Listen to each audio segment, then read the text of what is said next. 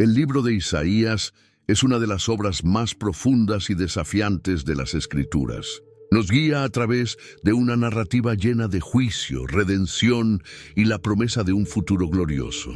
En este video exploraremos sus mensajes atemporales, que resuenan desde los días del profeta hasta el presente, revelando el plan soberano de Dios para la humanidad.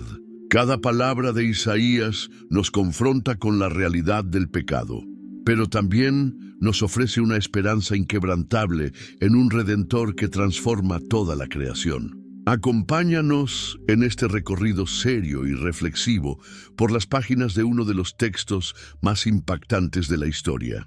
El libro de Isaías surge en un periodo turbulento de la historia del antiguo Israel, en un contexto de profundas transformaciones sociales, políticas y religiosas. La narrativa de Isaías está estrechamente vinculada al reino de Judá, una de las dos partes resultantes de la división de Israel tras la muerte del rey Salomón.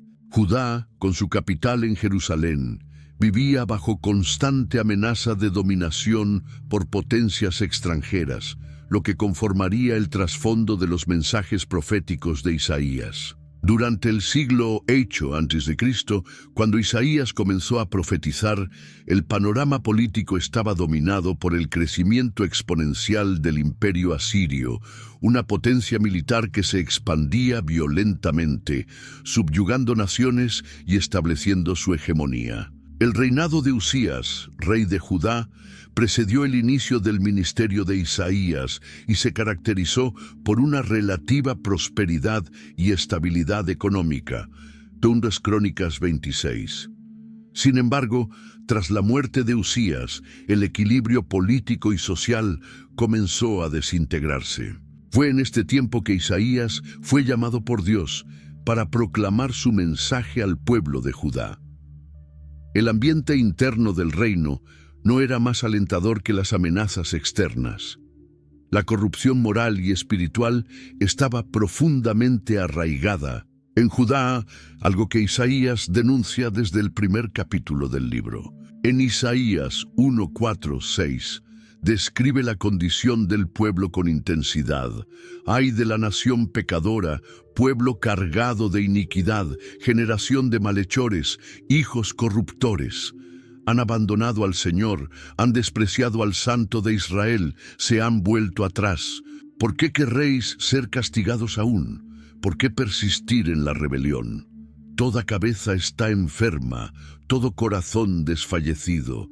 Desde la planta del pie hasta la cabeza no hay en él cosa sana, sino heridas, moretones y llagas purulentas, que no han sido curadas ni vendadas ni suavizadas con aceite. Esta condición deplorable reflejaba no solo la decadencia espiritual, sino también una sociedad injusta e inhumana.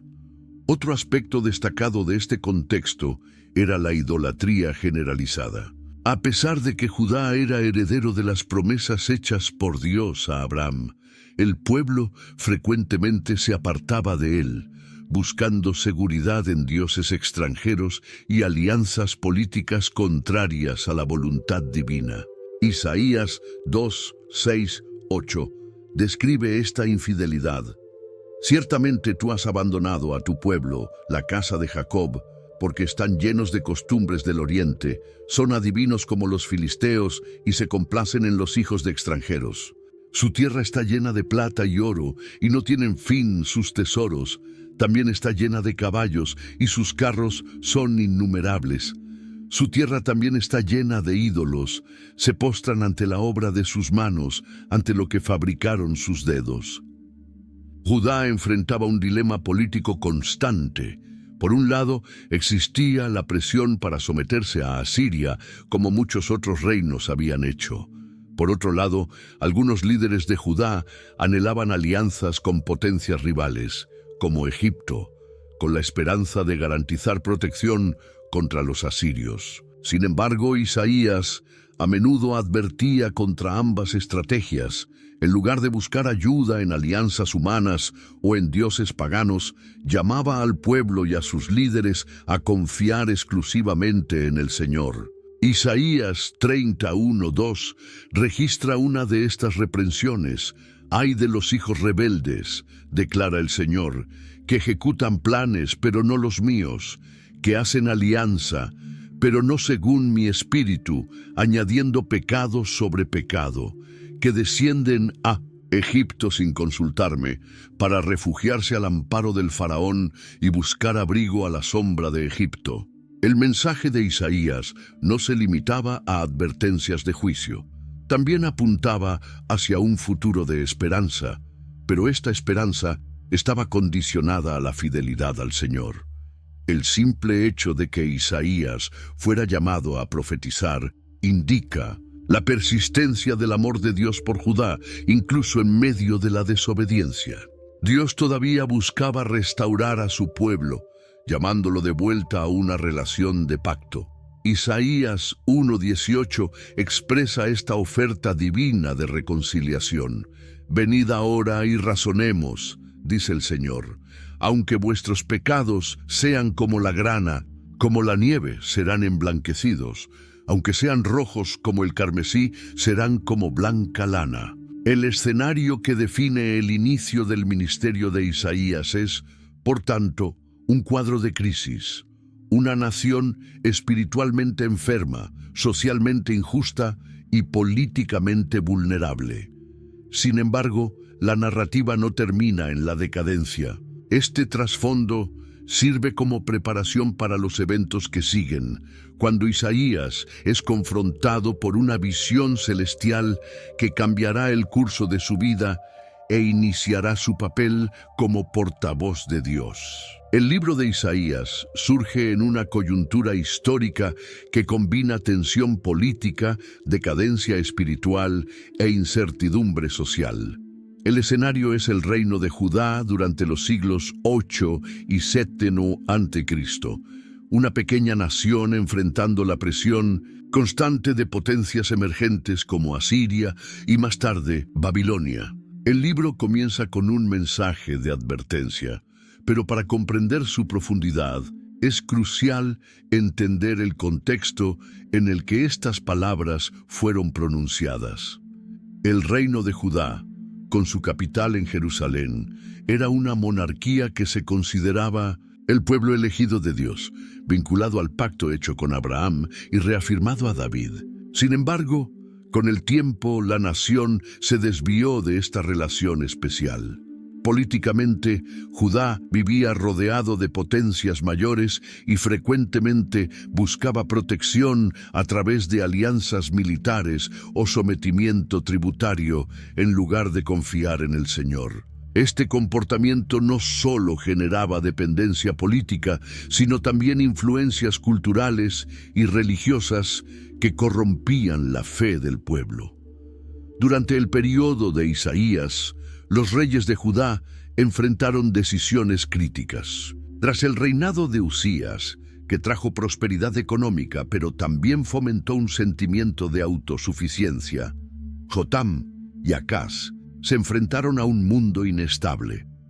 Asiria, bajo el liderazgo de Tiglat-Pileser III, se expandía de manera agresiva. En Isaías 7:1-2 se describe cómo esta amenaza impactó a Judá. Aconteció en los días de Acaz, hijo de Jotam, hijo de Usías, rey de Judá, que Resín, rey de Siria, y Peca, hijo de Remalías, rey de Israel, subieron contra Jerusalén para combatirla, pero no pudieron prevalecer contra ella. Y se dio aviso a la casa de David, diciendo: Siria se ha confederado con Efraín. Entonces se estremeció el corazón del rey y el corazón de su pueblo, como se estremecen los árboles del bosque con el viento. Este contexto externo se agravó por una profunda crisis interna. El pueblo de Judá se había distanciado de las prácticas justas y del verdadero propósito de Dios. Aunque el templo en Jerusalén seguía siendo un símbolo central de culto, a menudo se utilizaba más como una formalidad religiosa que como una expresión genuina de fe. Isaías señala esta hipocresía directamente en Isaías 1:11-13. «¿De qué me sirven tantos sacrificios vuestros?, dice Jehová. Estoy harto de holocaustos de carneros y de la grasa de animales engordados. No me agrada la sangre de toros, ni de corderos, ni de machos cabríos. Cuando venís a presentaros delante de mí, ¿quién demanda esto de vuestras manos, que pisoteéis mis atrios? No traigáis más ofrendas vanas, el incienso me es abominación, luna nueva y sábado, el convocar asambleas. No puedo soportar iniquidad junto con solemnidad. Este alejamiento de la verdadera devoción estaba acompañado por una sociedad marcada por la injusticia y la opresión. Los líderes, quienes debían proteger a los vulnerables, estaban involucrados en prácticas corruptas y egoístas. En Isaías 1:23, el profeta denuncia: «Tus príncipes son rebeldes y compañeros de ladrones. Todos aman el soborno y corren tras recompensas.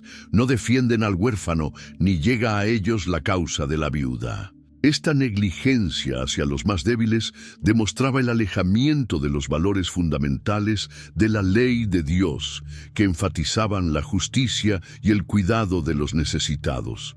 Además, la idolatría era un problema creciente. Los habitantes de Judá adoptaban frecuentemente las prácticas religiosas de las naciones vecinas, construyendo altares e imágenes para dioses extranjeros. En Isaías 2:18-20, el profeta describe el destino de estos ídolos. Desaparecerán completamente los ídolos. Los hombres se meterán en las cavernas de las rocas y en las grietas de la tierra por causa del terror de Jehová y por el esplendor de su majestad. Cuando Él se levante para estremecer la tierra, en aquel día cada uno arrojará a los topos y a los murciélagos sus ídolos de plata y sus ídolos de oro que hicieron para adorarlos. Esta práctica de buscar seguridad en dioses falsos era una afrenta directa al pacto que Dios había establecido con Israel. Isaías comienza su ministerio en este contexto, con mensajes de juicio contra la corrupción, la idolatría y la hipocresía de Judá. Sin embargo, incluso al denunciar los pecados del pueblo, sus palabras ya apuntan hacia la misericordia de Dios. En Isaías 1:27, el profeta declara: «Sión será redimida con justicia, y los que se conviertan con rectitud». Aquí se vislumbra la promesa de restauración que permea el libro, aunque inicialmente esté condicionada al arrepentimiento. El contexto histórico y político del libro de Isaías prepara el terreno para el llamado personal del profeta, una experiencia que no solo transformará su vida, sino que definirá su misión como portavoz de Dios. Es en este escenario de crisis interna y externa donde Isaías encuentra su vocación. Después del llamado transformador de Isaías, que lo marcó como portavoz de Dios para el pueblo de Judá, comienza a proclamar mensajes que revelan tanto el juicio divino como la esperanza de redención. Estas primeras palabras proféticas son un claro retrato de la situación de Judá y del corazón de Dios, quien, al mismo tiempo, denuncia el pecado y ofrece la oportunidad de arrepentimiento. Isaías emerge como una voz que clama en medio del caos, señalando las consecuencias inevitables de la desobediencia, pero siempre dejando abierta la puerta a la restauración. Al inicio de sus profecías, Isaías denuncia con firmeza la degeneración moral de Judá, pero también presenta imágenes de esperanza que apuntan hacia un futuro glorioso. En Isaías 3:13-15, el profeta declara: «Jehová se levanta para litigar y está de pie para juzgar a los pueblos. Jehová vendrá a juicio contra los ancianos de su pueblo y contra sus príncipes, porque habéis devorado la viña. El despojo del pobre está en vuestras casas. ¿Qué hacéis aplastando a mi pueblo y moliendo las caras de los pobres?», dice Jehová, el Señor de los ejércitos. Esta reprensión deja claro que los líderes y poderosos de Judá estaban abusando de su autoridad, explotando a los más vulnerables. Esta conducta violaba directamente los principios de justicia y misericordia que Dios exigía de su pueblo. Sin embargo, el mensaje de Isaías no es solo de condenación. En medio de la oscuridad de las acusaciones hay destellos de luz que muestran que el juicio de Dios no es meramente punitivo, sino también correctivo. En Isaías 4:2-4, el profeta describe un tiempo futuro en el que la gloria de Dios será manifiesta y el pueblo será purificado. En aquel día, el renuevo de Jehová será hermoso y glorioso, y el fruto de la tierra será el orgullo y la gloria de los sobrevivientes de Israel. Y acontecerá que el que quede en Sión y el que permanezca en Jerusalén será llamado santo, todos los que estén inscritos para vida en Jerusalén. Cuando el Señor haya lavado la suciedad de las hijas de Sión y limpiado la sangre de Jerusalén de en medio de ella, con espíritu de juicio y con espíritu de ardor. Esta promesa es tanto una advertencia como una esperanza. El juicio vendrá para purificar y restaurar, no para destruir completamente. Isaías también utiliza metáforas vívidas para ilustrar la condición espiritual del pueblo. En el capítulo 5 presenta la conocida parábola de la viña, en la que Dios es el agricultor e Israel la viña que debería producir buenas uvas, pero que en su lugar generó uvas silvestres. Isaías 5:3-4 registra las palabras de Dios. Ahora pues, habitantes de Jerusalén y hombres de Judá, juzgad, os ruego, entre mí y mi viña. ¿Qué más se podía hacer a mi viña que yo no haya hecho en ella? ¿Por qué, esperando que diera uvas buenas, produjo uvas silvestres? Esta metáfora expone la frustración divina ante la falta de frutos de justicia y rectitud en Judá, a pesar de todos los cuidados y bendiciones que Dios había derramado sobre el pueblo. Las consecuencias de esta infidelidad se describen de manera clara y alarmante. Isaías 5:13-14 advierte sobre el destino de aquellos que persisten en rechazar a Dios. Por tanto, mi pueblo será llevado cautivo por falta de conocimiento. Sus nobles pasarán hambre y su multitud se secará de sed.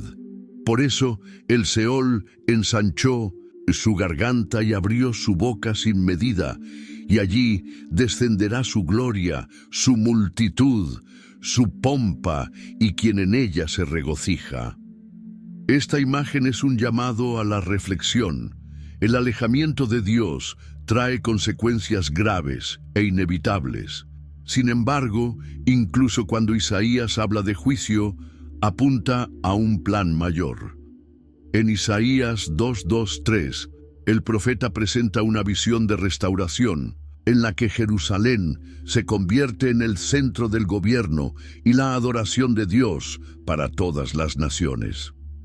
Y acontecerá en los últimos días que será establecido el monte de la casa del Señor como cabeza de los montes y será exaltado sobre las colinas, y todas las naciones acudirán a él. Y vendrán muchos pueblos y dirán: venid, subamos al monte del Señor, a la casa del Dios de Jacob, para que nos enseñe sus caminos y caminemos por sus sendas. Porque de Sión saldrá la ley, y de Jerusalén la palabra del Señor. Esta visión revela el corazón universal del plan de Dios, que trasciende los límites de Judá e Israel. Las primeras profecías de Isaías, por lo tanto, establecen el tono de todo el libro. El pecado no puede ser ignorado y el juicio es inevitable. Sin embargo, Dios no se limita al castigo. Él presenta constantemente un futuro en el que la restauración y la comunión serán posibles. Esta alternancia entre advertencias severas y promesas de esperanza crea una narrativa que cautiva y lleva al oyente a considerar el costo del pecado, pero también la maravilla de la gracia de Dios. Las palabras de Isaías no están dirigidas únicamente a los reyes o líderes religiosos. Van dirigidas a toda la nación, convocando a cada persona a volverse hacia el Señor y confiar en Él. Es en este contexto de llamados y advertencias que el profeta encuentra al rey Acaz, enfrentando una crisis política y espiritual que pondrá a prueba su fe y sus alianzas. Mientras Isaías continuaba su ministerio profético, el reino de Judá enfrentaba una de las mayores crisis políticas de su historia. Acaz, entonces rey de Judá, era joven e inexperto, y su gobierno estaba amenazado por una coalición militar formada por el reino de Israel, liderado por Peca, hijo de Remalías, y el reino de Siria, liderado por Resín. Estos reinos querían forzar a Acaz a unirse a ellos en una alianza contra el imperio asirio, pero al rehusarse, Judá se convirtió en el blanco de un ataque conjunto. Isaías fue enviado por Dios a Acaz en medio de esta situación crítica, con un mensaje de consuelo y una invitación a confiar en el Señor. El relato de este encuentro está registrado en Isaías 7, donde Dios instruye a Isaías a llevar un mensaje de paz al rey. En Isaías 7:3-4 está escrito: Entonces dijo el Señor a Isaías: Sal ahora al encuentro de Acaz, tú y tu hijo Sear-Jasub, al extremo del conducto del estanque superior, en el camino del campo del lavandero, y dile: Guarda la calma, no temas, ni se desanime tu corazón a causa de estos dos tizones humeantes, a causa de la ira encendida de Resín, de Siria y del hijo de Remalías. Aquí, Dios busca tranquilizar a Acaz, describiendo a los reyes adversarios como tizones humeantes, sugiriendo que sus amenazas eran temporales e insignificantes ante el poder divino. El mensaje principal de Isaías para Acaz era claro: confía en el Señor y no busques soluciones humanas al problema. Pero Acaz estaba dividido entre la presión política y su propia falta de fe. En Isaías 7:9, Isaías dice al rey: Si no creéis, de cierto no permaneceréis. Esta advertencia era tanto una llamada a la confianza como una advertencia sobre las consecuencias de la incredulidad. Dios entonces ofrece a Acaz una señal como prueba de que él sería fiel a sus promesas. Isaías 7:10-11 registra: Y continuó el Señor hablando a Acaz, diciendo: Pide para ti una señal del Señor tu Dios, ya sea en lo profundo o arriba en lo alto. Sin embargo, Acaz, en un acto que puede interpretarse como falsa piedad o pura incredulidad, rechaza la señal, diciendo: No pediré ni tentaré al Señor. Isaías 7:12. A pesar de la reticencia de Acaz, Dios anuncia una señal extraordinaria. En Isaías 7:14, Isaías declara: Por tanto el mismo Señor os dará una señal.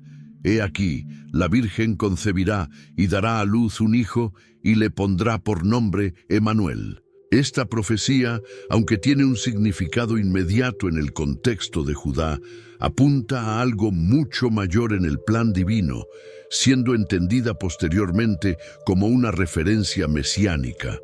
Emanuel, que significa Dios con nosotros, era un recordatorio de que Dios estaba presente en medio de su pueblo, incluso en tiempos de crisis. El anuncio del nacimiento de Emanuel venía acompañado de una promesa y una advertencia.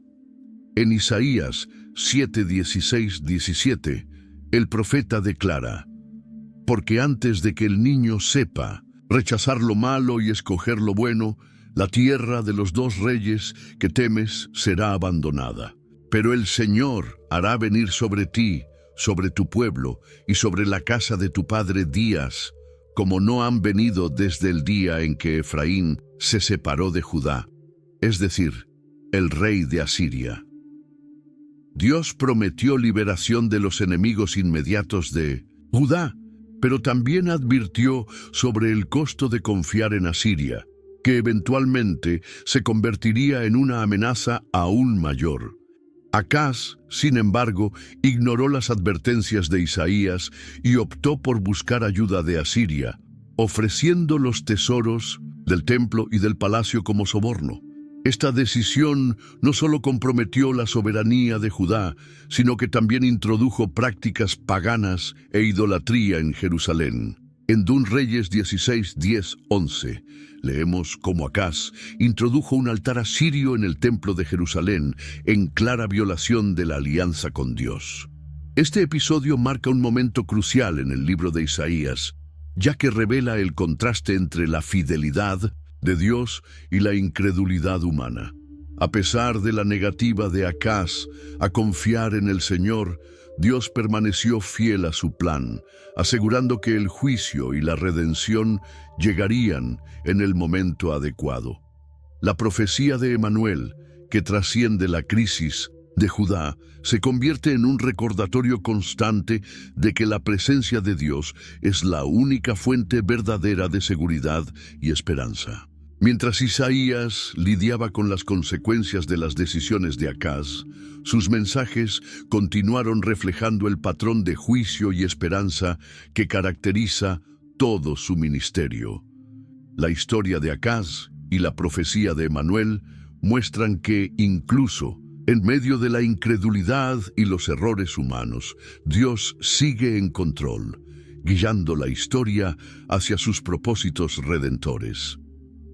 Es en este contexto que Isaías comienza a revelar visiones aún más detalladas sobre el futuro, introduciendo temas que apuntan hacia un rey justo y un reino de paz que trascienden las circunstancias inmediatas. Después del encuentro con Acaz y de la entrega de la profecía de Emanuel, Isaías amplía su visión profética, mirando más allá de las crisis políticas inmediatas de Judá. Dios le revela a Isaías una promesa que trasciende los desafíos del presente y apunta hacia un futuro glorioso, en el que un rey justo gobernará con sabiduría, paz y rectitud. Esta visión, fundamentada en las promesas hechas a la casa de David, ofrece esperanza al pueblo de Judá en medio de la inestabilidad de sus gobernantes y anuncia la llegada de una nueva era bajo el reinado del Mesías. En Isaías 9, 1, 2, el profeta comienza describiendo una transformación que vendrá sobre la tierra, especialmente sobre las regiones de Zabulón y Neftalí, que habían sido humilladas por la opresión extranjera. Isaías proclama: «Pero no habrá más tinieblas para la que estaba en angustia. En el pasado humilló la tierra de Zabulón y la tierra de Neftalí, pero en el futuro honrará el camino del mar, al otro lado del Jordán, la Galilea de las naciones. El pueblo que andaba en tinieblas vio una gran luz. Sobre los que habitaban en tierra de sombra de muerte, la luz resplandeció». Esta promesa sugiere un tiempo en el que la gloria y la luz de Dios se manifestarán, iluminando a quienes vivían en oscuridad.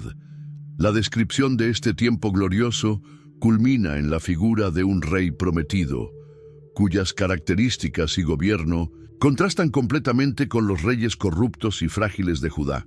En Isaías 9, 6, 7, el profeta describe a este gobernante con palabras que resonarían por siglos.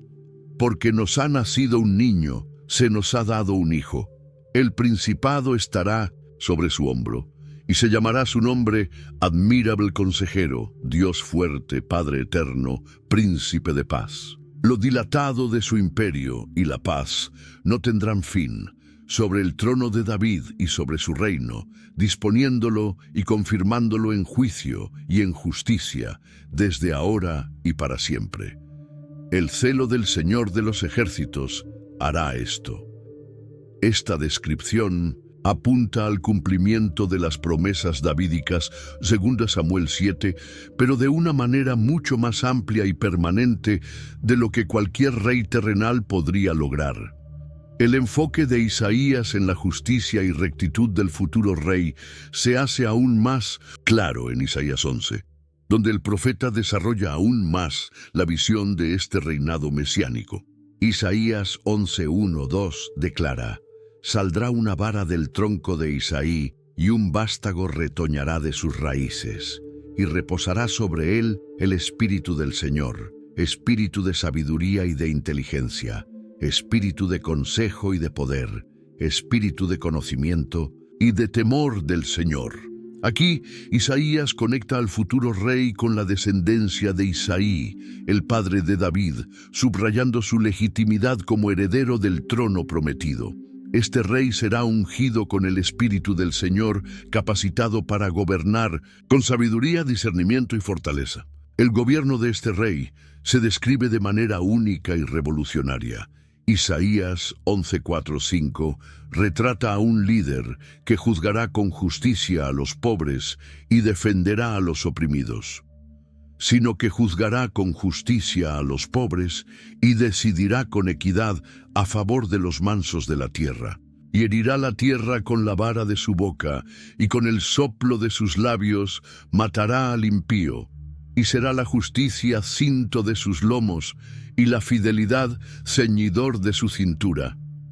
Este retrato de un rey que se preocupa por los más vulnerables y actúa con total integridad contrasta marcadamente con los gobernantes terrenales de Judá, quienes con frecuencia abusaban de su posición para su propio beneficio. La visión de Isaías sobre el reinado del Mesías incluye no solo justicia, sino también paz universal. Isaías 11:6-9 presenta una escena de reconciliación cósmica en la que incluso la creación será transformada. Morará el lobo con el cordero, y el leopardo se acostará con el cabrito. El becerro y el león y la bestia doméstica andarán juntos, y un niño pequeño los guiará.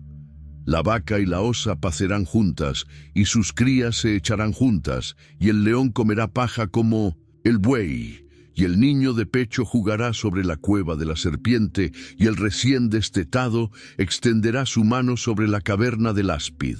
No harán mal, ni dañarán en todo mi santo monte, porque la tierra estará llena del conocimiento del Señor como las aguas cubren el mar. Esta visión de armonía entre animales y humanos refleja el regreso a un estado de paz primordial, donde la violencia y el miedo serán eliminados. Las profecías mesiánicas de Isaías ofrecen una esperanza que trasciende los desafíos inmediatos de Judá. Señalan un tiempo en el que Dios establecerá un reino eterno, gobernado por un rey perfecto, que traerá justicia, paz y restauración para toda la creación.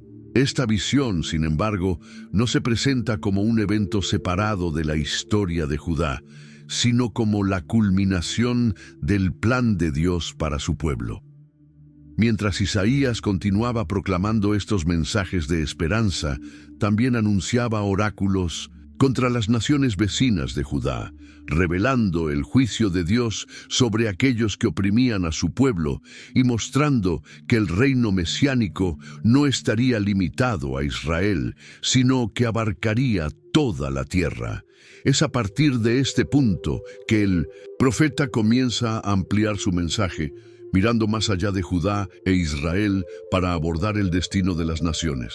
Después de presentar las promesas gloriosas relacionadas con el futuro reino mesiánico, Isaías comienza a declarar una serie de oráculos que revelan el juicio de Dios sobre las naciones que rodeaban a Judá.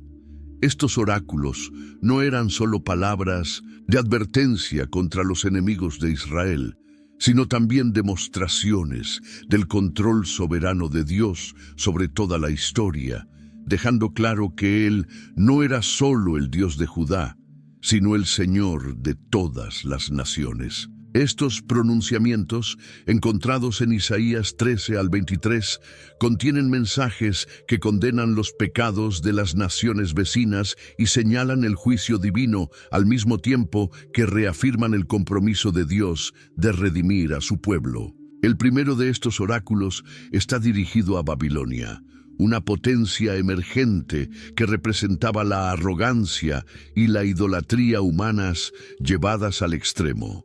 Isaías 13, 19, 20 describe el destino de Babilonia. Y Babilonia, hermosura de reinos y ornamento de la soberbia de los caldeos, será como Sodoma y Gomorra cuando Dios las destruyó. Nunca más será habitada, ni morada de generación en generación. El árabe no acampará allí, ni los pastores harán descansar allí sus rebaños. Esta profecía, aunque centrada en Babilonia, también sirve como un recordatorio del destino de cualquier nación que se exalte por encima de Dios. Seguidamente, Isaías dirige su atención a Asiria, un imperio que en la época del profeta ya era una amenaza real y tangible para Judá. En Isaías 14, 24, 25, el Señor declara su poder sobre Asiria y promete liberar a su pueblo. Juró Jehová de los ejércitos diciendo, como lo pensé, así será, y como lo determiné, así se cumplirá. Quebrantaré a Asiria en mi tierra, y en mis montes la pisotearé, y su yugo será apartado de ellos, y su carga será quitada de sus hombros.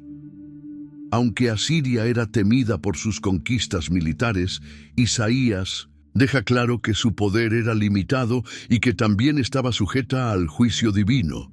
El profeta continúa su serie de oráculos dirigiéndose a otras naciones vecinas. Contra Moab, por ejemplo, habla de un tiempo de lamento y destrucción. En Isaías 15, 1, 2 leemos, profecía sobre Moab. Ciertamente de noche fue destruida Ar, de Moab, y fue reducida a ruinas. Ciertamente de noche fue destruida Kir, de Moab, y fue reducida a ruinas. Subirá al templo y a Dibón, a los lugares altos para llorar. Moab aúlla sobre Nebo y sobre Medeba, todas sus cabezas serán rapadas y toda barba será rasurada. Aquí, Isaías pinta un cuadro de desesperación total, simbolizado por el luto y la destrucción, consecuencia directa de los pecados del pueblo. Otro oráculo importante está dirigido a Egipto, un país que históricamente había desempeñado un papel significativo en la vida de Israel, tanto como opresor como aliado en momentos de necesidad.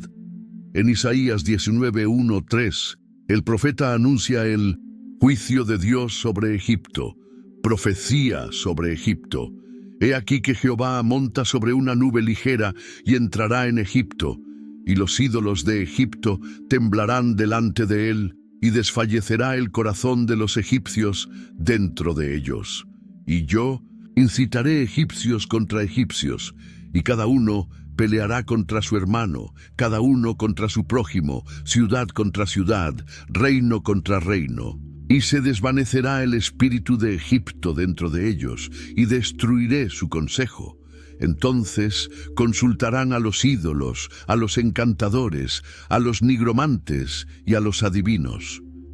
Este juicio no es solo político, sino también espiritual, exponiendo la inutilidad de confiar en ídolos y prácticas ocultas. Finalmente, Isaías se dirige a naciones menores, como Edom, Damasco y Tiro, cada una recibiendo un mensaje específico de juicio. Contra Tiro, conocida por su riqueza y comercio, Isaías 23:9 proclama: Jehová de los ejércitos lo decretó para abatir la soberbia de toda gloria y humillar a todos los nobles de la tierra. Esta advertencia refuerza un tema recurrente en Isaías. Dios no tolerará la arrogancia ni la confianza en las riquezas como sustituto de la verdadera adoración. Estos oráculos revelan un aspecto crucial del mensaje de Isaías. Dios no es solo el Dios de Israel, sino el Señor soberano de todas las naciones. Cada uno de estos mensajes muestra que ningún imperio, por más poderoso que parezca, está fuera del alcance de su juicio. Pero estos oráculos también contienen un mensaje de esperanza, ya que el propósito final de Dios no es solo castigar, sino traer redención y restauración. En Isaías 19, 24, 25, vemos una promesa sorprendente. En aquel día, Israel será el tercero con Egipto y con Asiria, una bendición en medio de la tierra, porque Jehová de los ejércitos los bendecirá, diciendo: bendito sea Egipto, mi pueblo, y Asiria, obra de mis manos, e Israel, mi heredad. Esta visión de reconciliación y unidad entre naciones enemigas apunta al plan final de Dios, en el que Él reúne a todos los pueblos bajo su dominio. Estos oráculos contra las naciones preparan el escenario para los mensajes siguientes de Isaías, que comenzarán a enfocarse nuevamente en el pueblo de Judá, enfatizando el papel central de Jerusalén y el plan redentor que Dios está trazando para toda la humanidad. Es en este contexto que Isaías dirige su atención al inminente asedio de Jerusalén y el enfrentamiento con el rey de Asiria, un episodio que pondrá a prueba la fe y la confianza del pueblo en el Señor. Tras los mensajes de juicio contra las naciones, Isaías dirige su atención a Judá, especialmente durante el reinado del rey Ezequías, sucesor de Acaz. Ezequías, a diferencia de su padre, era un rey que buscaba al Señor y se esforzaba por restaurar la verdadera adoración en Judá. Sin embargo, su reinado no estuvo exento de desafíos. El mayor de ellos fue una amenaza directa del imperio asirio, liderado por el rey Sennacherib, quien había conquistado varias ciudades de Judá y ahora se preparaba para sitiar Jerusalén. El episodio del asedio asirio se relata en Isaías 36 y 37, comenzando con el envío de Rabsaces, el comandante del ejército asirio, como portavoz de Sennacherib. Rabsaces llega a Jerusalén con un mensaje de intimidación, situándose junto al acueducto del estanque superior, el mismo lugar donde Isaías había encontrado a Acaz años antes. Isaías 7:3. La elección de este lugar simboliza el enfrentamiento entre la fe y el miedo que en ese momento envolvía a Jerusalén. En Isaías 36, 4, 5, Rabsaces desafía directamente la confianza de Ezequías. Decida ahora, Ezequías, así dice el gran rey, el rey de Asiria, ¿qué confianza es esta en que te apoyas? Yo digo, solo palabras vanas. ¿Tienes consejo y fuerza para la guerra? Ahora bien, ¿en quién confías que te rebelas contra mí? Este desafío pone de manifiesto lo que estaba en juego, la lealtad del pueblo y del rey al Señor en un momento de amenaza existencial. Rabsaces continúa su discurso burlándose de cualquier alianza que Ezequías pudiera considerar, y lo que es peor, desafiando directamente el poder de Dios. En Isaías 36, 18, 20 declara: ¿acaso los dioses de las naciones libraron cada uno su tierra de la mano del rey de Asiria? ¿Dónde están los dioses de Hamat y de Arfad? ¿Dónde están los dioses de Sepharvaim? ¿Acaso libraron a Samaria de mi mano? ¿Quiénes de entre todos los dioses de estas tierras libraron su tierra de mi mano para que el Señor libre a Jerusalén de mi mano? Este discurso arrogante revela la confianza de Asiria en su poder militar, pero también su ignorancia acerca del Dios verdadero. Ante esta situación desesperada, Ezequías adopta una actitud diferente a la de su padre Acaz. En lugar de buscar alianzas humanas, recurre al Señor. Isaías 37, 1-2 describe su reacción. Cuando el rey Ezequías oyó esto, rasgó sus vestiduras, se cubrió de cilicio y entró en la casa del Señor. Después envió a Eliakim, el mayordomo, a Sebna, el escriba, y a los ancianos de los sacerdotes cubiertos de cilicio, al profeta Isaías, hijo de Amós. Al buscar la orientación de Isaías, Ezequías demuestra su dependencia de Dios, reconociendo que solo el Señor podía salvar a Jerusalén. La respuesta de Isaías es inmediata y llena de confianza en el poder de Dios. En Isaías 37, 6, 7, el profeta transmite el mensaje divino. Así dice el Señor: no temas por las palabras que has oído, con las que los siervos del rey de Asiria me han blasfemado. voy a poner en él un espíritu, y oirá un rumor y regresará a su tierra, y allí haré que caiga a espada. Esta promesa asegura que el arrogante Sennacherib no prevalecería contra Jerusalén. Sin embargo, la amenaza asiria no desaparece de inmediato. Sennacherib envía otro mensaje reafirmando sus conquistas y ridiculizando la idea de que Jerusalén pudiera ser salvada. Isaías 37, 10, 12 recoge sus palabras. Así diréis a Ezequías, rey de Judá: no te engañe tu Dios, en quien confías, diciendo, Jerusalén no será entregada en manos del rey de Asiria. Ya has oído lo que han hecho los reyes de Asiria a todas las tierras, destruyéndolas por completo. ¿Y te vas a librar tú? Este tono desafiante pone en foco la batalla espiritual subyacente al conflicto militar. La gloria de Dios estaba siendo cuestionada. Ezequías entonces eleva una oración que es un modelo de confianza y humildad. En Isaías 37, 16, 20, clama: Señor de los ejércitos, Dios de Israel, que habitas entre los querubines, solo tú eres Dios de todos los reinos de la tierra. Tú hiciste los cielos y la tierra. Inclina, Señor, tu oído y escucha. Abre, Señor, tus ojos y mira. Escucha todas las palabras de Sennacherib, quien ha enviado para afrentar al Dios vivo.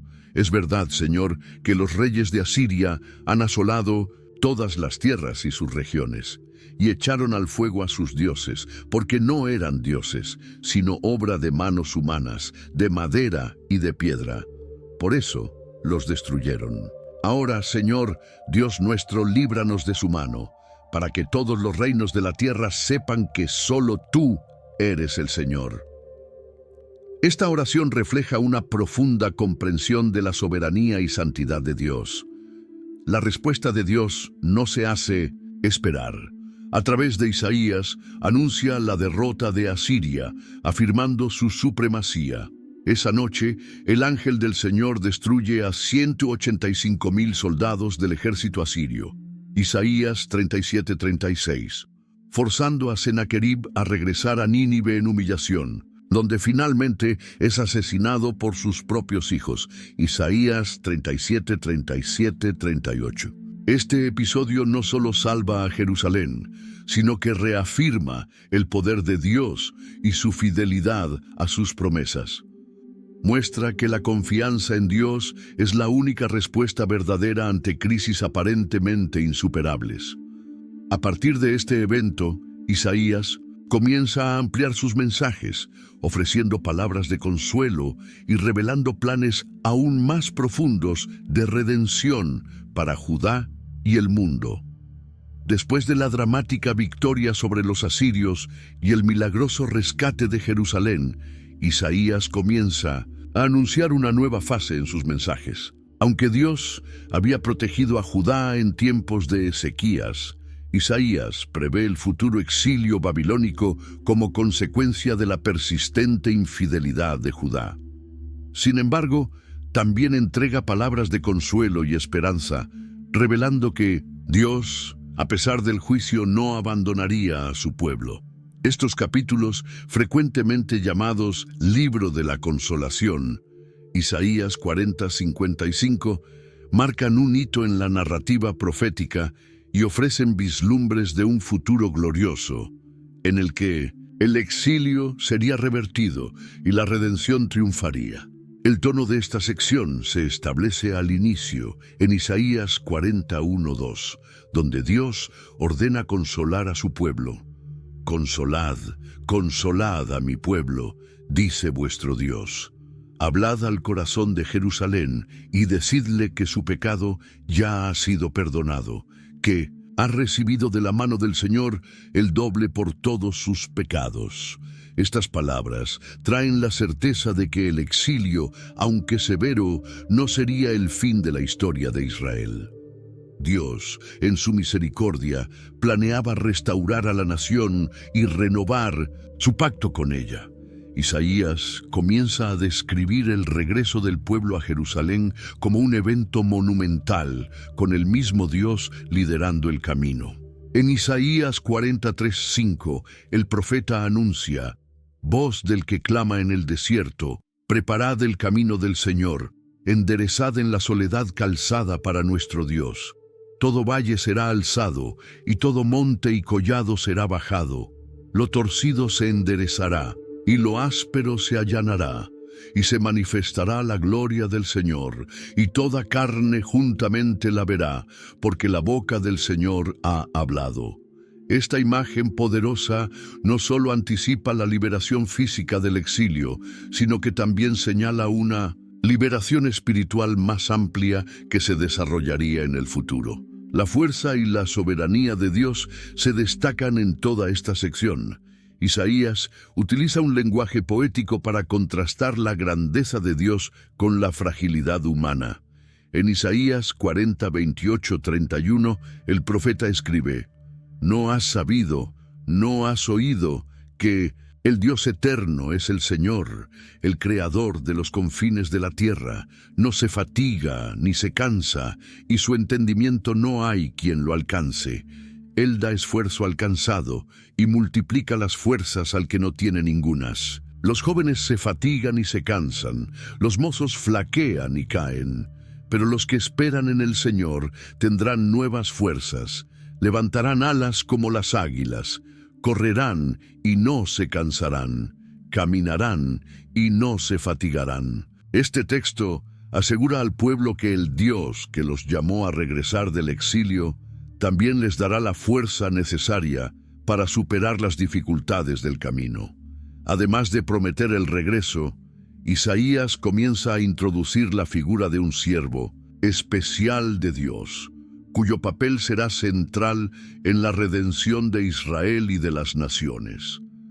En Isaías 42:1-4, el profeta describe a este siervo con detalle: he aquí mi siervo, a quien yo sostengo, mi escogido, en quien mi alma se complace. He puesto sobre él mi espíritu, él traerá justicia a las naciones. No gritará ni alzará su voz, ni la hará oír en las calles. No quebrará la caña cascada, ni apagará el pábilo que humea. Por medio de la verdad traerá justicia. No se cansará ni desmayará hasta que establezca en la tierra justicia, y las costas esperarán su ley. Esta descripción de un siervo manso pero poderoso sugiere que la redención de Israel se llevaría a cabo de una manera que desafiaba las expectativas humanas. La restauración no se limitaría al regreso físico a Jerusalén, sino que incluiría una renovación espiritual y moral. En Isaías 44:22-23, Dios invita al pueblo al arrepentimiento, asegurándole su perdón. Yo deshice como una nube tus rebeliones y como niebla tus pecados. Vuélvete a mí, porque yo te redimí. Cantad loores, oh cielos, porque el Señor lo hizo. Gritad con júbilo, profundidades de la tierra. Prorrumpid en alabanzas, montes, bosque y todo árbol que en él hay. Porque el Señor redimió a Jacob, y en Israel será glorificado. Esta promesa de perdón apunta al carácter de Dios, como un redentor fiel, que no abandona a aquellos que Él ha escogido. Uno de los pasajes más impactantes de este período de consolación es la visión del regreso triunfante de Jerusalén como la ciudad elegida por Dios. En Isaías 52:9-10 leemos: Cantad alabanzas, alegraos juntamente, soledades de Jerusalén, porque el Señor ha consolado a su pueblo, ha redimido a Jerusalén. El Señor ha descubierto su santo brazo ante los ojos de todas las naciones, y todos los confines de la tierra verán la salvación de nuestro Dios. Esta proclamación universal refuerza la idea de que el plan de Dios para Israel no era solo para su propio beneficio, sino para revelar su gloria a todas las naciones. El libro de la Consolación ofrece un mensaje de esperanza inquebrantable. A pesar del sufrimiento, Dios permanece fiel y guía a su pueblo hacia un futuro de restauración. Isaías pinta un retrato de un Dios soberano, compasivo y profundamente involucrado en la historia humana. La promesa del regreso del exilio y la venida del siervo del Señor apunta a algo mucho mayor que la simple restauración de Jerusalén. Anuncia un plan divino de redención que culminará en la transformación de toda la creación. Es en este contexto que Isaías comienza a explorar la figura del siervo sufriente, cuya misión será fundamental para la realización de este plan eterno. A medida que Isaías desarrolla la narrativa del libro de la consolación, surge una figura central, el siervo del Señor. Inicialmente presentado como un mensajero de justicia y restauración, el siervo adquiere contornos más complejos a medida que el profeta describe su misión, sufrimiento y triunfo. Isaías revela que la redención prometida por Dios no vendría a través de poder militar o conquistas políticas, sino mediante el sufrimiento voluntario y la obediencia de un único individuo que cargaría con los pecados de muchos. El texto más icónico sobre el siervo sufriente está en Isaías 52, 13, 53, 12, donde el profeta traza un retrato impactante de este personaje misterioso. Comienza con una visión de exaltación. He aquí que mi siervo será prosperado, será engrandecido y exaltado, y será puesto muy en alto. Isaías 52, 13. Esta introducción parece prometer gloria y éxito, pero la descripción rápidamente cambia a una escena de sufrimiento y desfiguración. Como se asombraron de ti muchos, de tal manera fue desfigurado de los hombres su parecer, y su hermosura más que la de los hijos de los hombres. Isaías 52, 14. El contraste sugiere que el camino hacia la exaltación del siervo pasará por el sufrimiento más profundo. Isaías 53 profundiza en esta visión, describiendo cómo el siervo será rechazado por la humanidad. En Isaías 53:3, el profeta afirma: despreciado y desechado entre los hombres, varón de dolores, experimentado en quebranto, y como que escondimos de él el rostro, fue menospreciado y no lo estimamos. Este rechazo destaca la ceguera del pueblo para reconocer la misión divina del siervo. Su apariencia sencilla y su asociación con el sufrimiento lo convirtieron en un objeto de desprecio en lugar de honor. El núcleo de la misión del siervo se revela en Isaías 53, 4, 6. Ciertamente llevó él nuestras enfermedades y sufrió nuestros dolores, y nosotros le tuvimos por azotado, por herido de Dios y abatido. Mas él herido fue por nuestras rebeliones, molido por nuestros pecados. El castigo de nuestra paz fue sobre él, y por su llaga fuimos nosotros curados. Todos nosotros nos descarriamos como ovejas, cada cual se apartó por su camino, mas el Señor cargó en él el pecado de todos nosotros. Estas palabras revelan que el sufrimiento del siervo no es en vano. Él sufre en lugar de otros, asumiendo las consecuencias del pecado para traer reconciliación y sanidad.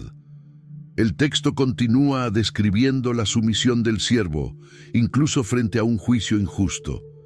Isaías 53:7 declara: fue oprimido y afligido, pero no abrió su boca. Como cordero fue llevado al matadero, y como oveja que permanece callada ante sus trasquiladores, tampoco abrió él su boca. Esta imagen de un cordero dócil refleja una obediencia absoluta y voluntaria a la voluntad de Dios. A pesar de la injusticia de su sufrimiento, el siervo no se resiste, aceptando su papel como sacrificio expiatorio. El punto culminante de este pasaje está en la declaración de que la muerte del siervo no será el final. En Isaías 53, 10, 11 leemos: pero el Señor quiso quebrantarlo, sometiéndolo a padecimiento. Cuando él se entregue como ofrenda por el pecado, verá a sus descendientes, prolongará sus días, y la voluntad del Señor será en su mano prosperada. Después de su sufrimiento, verá la luz y quedará satisfecho. Por su conocimiento, mi siervo justo justificará a muchos y cargará con las iniquidades de ellos.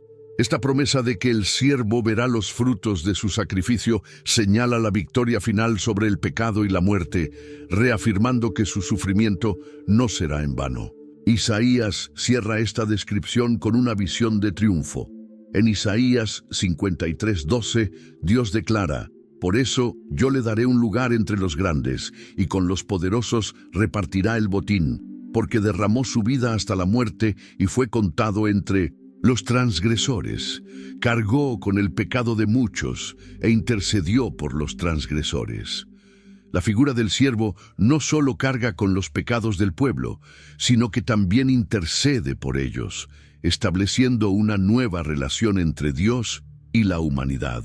La revelación del siervo sufriente es una de las más profundas en el libro de Isaías. Desafía las expectativas de un Salvador poderoso y militar, presentando a un Redentor humilde, cuya gloria proviene del sufrimiento y el servicio.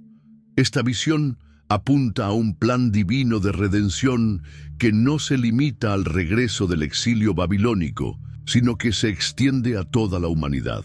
Al delinear el papel del siervo, Isaías prepara el terreno para la siguiente parte de su mensaje, donde describe la transformación final del mundo bajo el dominio de Dios.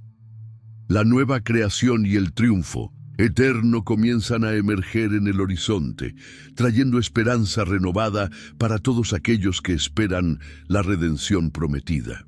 Con la revelación del siervo sufriente y su obra redentora, Isaías vuelve su atención al futuro glorioso que Dios ha preparado para su pueblo y para toda la creación. Los capítulos finales del libro, Isaías 60-66, ofrecen visiones deslumbrantes de restauración, paz y justicia, descritas como la nueva creación. Estas promesas no se limitan a Judá o Israel, sino que abarcan todas las naciones e incluso el cosmos, señalando el triunfo final de Dios sobre el pecado, el sufrimiento y la muerte. La profecía de Isaías 60 comienza con una convocatoria a Jerusalén, simbolizando la redención del pueblo de Dios. En Isaías 61:3, el profeta declara: «Levántate y resplandece, porque ha llegado tu luz, y la gloria del Señor ha amanecido sobre ti». Mira, las tinieblas cubren la tierra y una densa oscuridad a los pueblos, pero sobre ti amanece el Señor, y sobre ti se manifiesta su gloria. Las naciones caminarán a tu luz, y los reyes al resplandor de tu amanecer. Jerusalén, antes desolada y oprimida, ahora es retratada como una ciudad iluminada por la gloria de Dios, atrayendo a todas las naciones con su resplandor. La restauración descrita por Isaías no es solo espiritual, sino también material y política. En Isaías 60:10-11 vemos una visión de reconstrucción y prosperidad.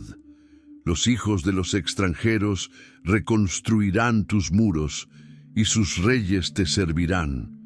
Aunque en mi ira te herí, en mi bondad tendré compasión de ti. Tus puertas estarán abiertas de continuo, ni de día ni de noche se cerrarán, para que traigan a ti las riquezas de las naciones, con sus reyes llevados en procesión.